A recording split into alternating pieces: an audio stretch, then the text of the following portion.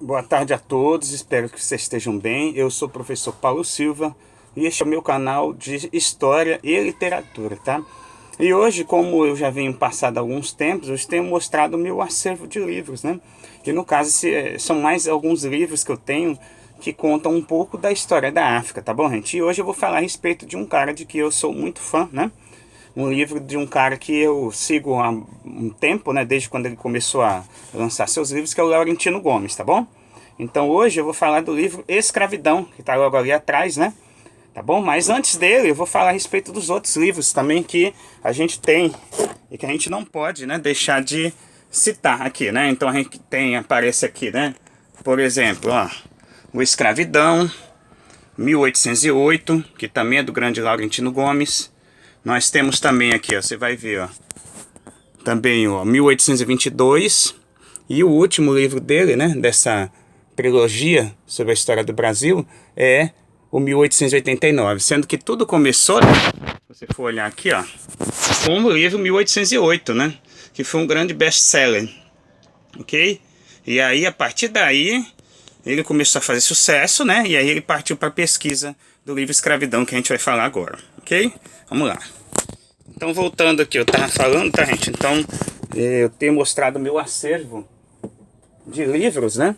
De história que eu tenho aqui, né? Mas logo, logo eu faço um acervo também dos meus livros de literatura, tá bom? Então, aqui esse livro é Escravidão, volume 1, de Laurentino Gomes, ok? Esse daqui foi o primeiro livro, né? Obviamente, da trilogia. E aí eu vou pegar um trechinho aqui, né? Vou pegar primeiro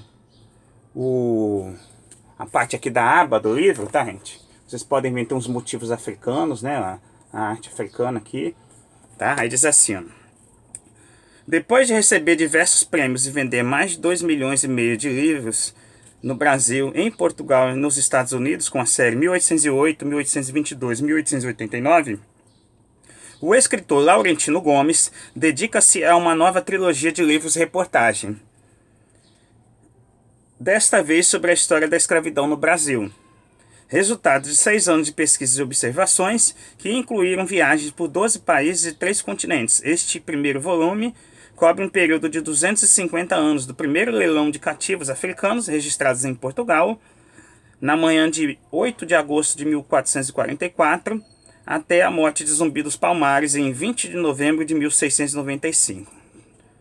Entre outros aspectos, a obra explica as raízes da escravidão humana na antiguidade e na própria África, antes da chegada dos portugueses, o início do tráfico de cativos para a América e suas raízes, os números, os bastidores e os lucros do negócio negreiro, além da trajetória de alguns de seus personagens mais importantes, como o infante Dom Henrique, patrono das grandes navegações e descobrimentos do século XV e também um dos primeiros traficantes de escravos no Atlântico, tá bom? Então ele já joga aí, né? Deixando bem claro que o Dom Henrique, né, o famoso infante Dom Henrique, também era um cara que lucrava com escravos, né? Então muita gente, tá, gente? Nesse livro que ele cita, que lucrou com o tráfico de escravos, tá? Muita gente famosa na história, tá bom? Então é isso, tá, gente? Esse livro aqui é o livro Escravidão, volume 1. E nesse momento eu tô lendo o volume 2, né? A passo de tartaruga devido ao excesso de burocracia, né, das escolas, mas eu tenho feito a leitura diária, né, pelo menos algumas páginas, tá? Para que eu consiga encerrar e logo logo falar alguma coisa a respeito do segundo volume, que eu tô lendo na forma digital. E eu tenho o volume 3 que eu ganhei de uma amiga, tá? Também, que logo logo eu pretendo terminar de ler também, tá bom? Então, é aqui na contracapa, né, na parte de trás aqui, tem o que os outros falam, né, a respeito do livro. O Brasil tem seu corpo na América e sua alma na África, afirma no final do século XVII o padre jesuíta Antônio Vieira. É um grande poeta, né, do barroco, escritor, né, tá bom? Então ele também deixa bem claro aí, né? Então essa é uma frase profética que se torna cada vez mais verdadeira. Maior território escravocrata do hemisfério ocidental, o Brasil recebeu cerca de 5 milhões de cativos africanos, 40% do total de 12,5 milhões embarcados para a América ao longo de 3 séculos e meio, tá, gente? Então realmente é uma coisa, né? Então, como resultado, o país tem hoje a maior população negra do planeta, com exceção apenas da Nigéria, tá? Então Realmente é uma coisa que às vezes as pessoas não compreendem, né? A gente está incluindo aqui os afrodescendentes, tá, gente? Tá bom? E aí as pessoas que hoje em dia na estatística do IBGE chamam de pretos, tá bom? Então esses são os descendentes mais próximos, vou dizer assim, tá? Mas a gente sabe que isso aí entra em questão genética, né? A gente vai acabar entrando numa polêmica, né, gente? Mas é certeza que no DNA de todo brasileiro tem muito do sangue africano, tá bom? Isso é um fato. Ok, gente? Tá bom? Então isso é a contracapa do livro. E agora eu vou pegar um outro trechinho, tá? E aí começa, né? Ele abre o livro aqui com uma linha do tempo, né? Muito legal, tá, gente? Porque história, vocês sabem, trabalha com tempo, né? Não tem como a gente abrir mão disso, né? Na história. Ok? Então, aqui aí tem uma introdução, né? Do livro, tá bom? E agora eu vou pegar uma parte aqui, tá bom? Só para vocês poderem sentirem, né? O gostinho aí da leitura, tá? Aí diz assim, a grande agonia, né? O capítulo aqui, um trechinho, aí diz assim, o horror. Últimas palavras de Kurtz, personagem Joseph Conrad, no romance Coração das Trevas, tá? Que eu li, é sensacional, recomendo para vocês também. Sobre a loucura e a barbárie no antigo Congo belga. Por volta de 1750, o horror dominava as serras e os vales próximos à feira de Kassange, no interior de Angola, assim descrito pelo historiador norte-americano Joseph Miller. Ali matavam e eram mortas como se a vida nada valesse. Não usavam roupas e consumiam carne humana e insetos vivos. Os cadáveres eram jogados nas estradas e devorados pelos famintos que por ela trafegavam.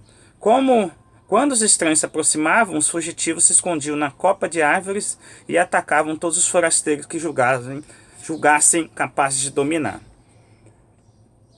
Tá bom, gente? Então, realmente é um absurdo, né? Aí aqui um outro trecho, cerca de 90% da população envolvida nos conflitos acabou dizimada, o território ficou completamente desabitado. O perímetro da escravidão tinha avançado continente adentro por cerca de 800 quilômetros como um tsunami colossal, que partindo do litoral atlântico, tivesse devastado o interior africano. As razias tinham começado nas zonas mais próximas do litoral entre 1520 e 1570 e progrediam rapidamente, cerca de 30 quilômetros cada década, à medida que aumentava a demanda por cativos do outro lado do Atlântico. Assim, a busca desenfreada por escravos chegou à região de Kassange, e assim continuaria ainda por mais 100 anos. Na metade do século XIX, às vésperas da abolição do tráfico negreiro no Brasil, já atingiram o miolo do continente a quase 2.000 quilômetros do litoral e a meio caminho entre Luanda, no Atlântico, e a ilha de Moçambique, no Oceano Índico, de onde outra onda de devastação partira com igual força. A fronteira de captura, sequestros, compra e venda de escravos tinha penetrado até o coração do continente. Mas nem por isso haveria paz nas regiões pioneiras de fornecimento de mão de obra cativa. Ao contrário, por volta de 1830, cerca de 80% de todos os escravos que chegavam ao Brasil ainda tinham como origem regiões costeiras de Angola. Prova de que a drenagem sistemática de moradores desses territórios se manteve inalterada ao longo de todo o período do tráfico negreiro. A destruição constante de Angola se apresenta como contrapartida da construção contínua do Brasil, observou o historiador Luiz Felipe de Além Castro. Tá bom, gente? Então é isso. Então, a gente falou aqui a respeito de um pequeno trecho, né? Para vocês terem uma ideia do dano que foi a escravidão para as populações africanas, tá, gente? Então essas disputas, essas razias, que mantinham, de certa forma, o tráfico negreiro funcionando, né? E, infelizmente, né, e eu falo isso muito para os alunos às vezes não compreendem, né? Não havia essa ideia de uma união entre os povos africanos, nunca houve, na verdade, né? A ideia de negritude, a ideia de consciência negra, né, de movimento Black Power, é do século XX e partiu, infelizmente, da América para a África, né, uma reconstrução da africanidade.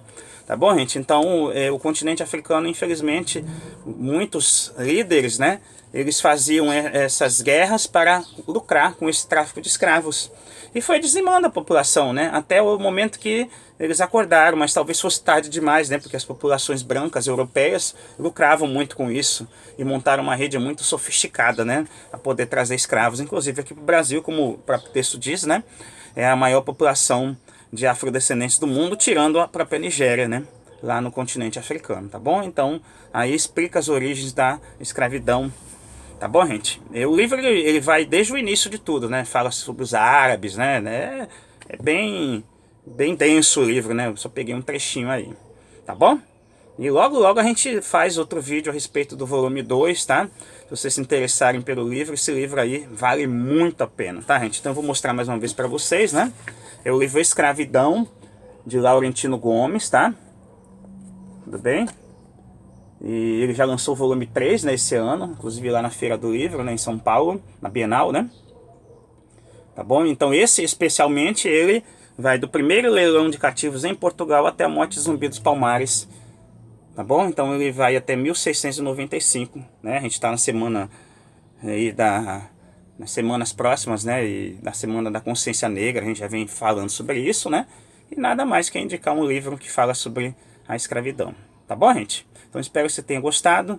Se gostou, dá um like, compartilha o vídeo nas suas redes sociais, se inscreve no canal do Professor Paulo Silva, dá uma força para mim, tá bom? E até uma próxima, se Deus quiser.